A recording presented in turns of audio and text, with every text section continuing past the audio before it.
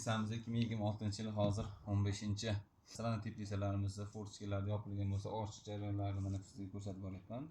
Kimda teplisalarda shunaqa forchkalar bek yopiq bo'lgan bo'lsa, ochsin. Havolar ancha yaxshi bo'lib qaytib qoldi. Hozir mana ko'rib turgan mana shu teplisalaringda 130 tut limon ko'chatimiz bor, 4-5 yillik. Mana shularda hozir forchkalarni bugun ochyapmiz va tagiga mineral o'g'itlarni qo'yib ulardan video davomida ko'rsatib boraman.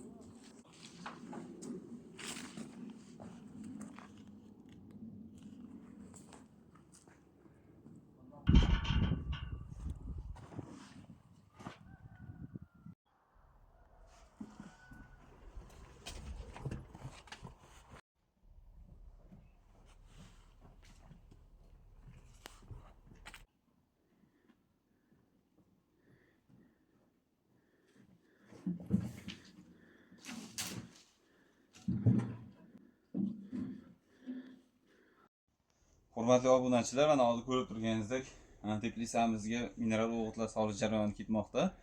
Mana shu holatda mana operatorimiz yaqinroqdan yana bir ko'rsating.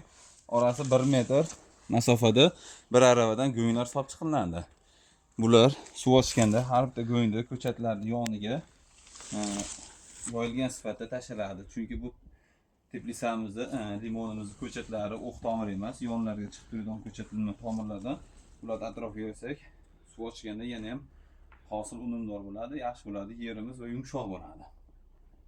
Hurmatli aziz obunachilar, mana shunday qiziq ma'lumotlar kerak bo'lsa, bizda chorva hayvonlardan tashqari dehqonchilik, agromir mana shu soha bo'yicha ham barcha ma'lumotlarni sizlarga yetkazib boramiz va mana shu videoga like bosing, Mirzomuz kanaliga obuna bo'ling va qo'llab-quvvatlang.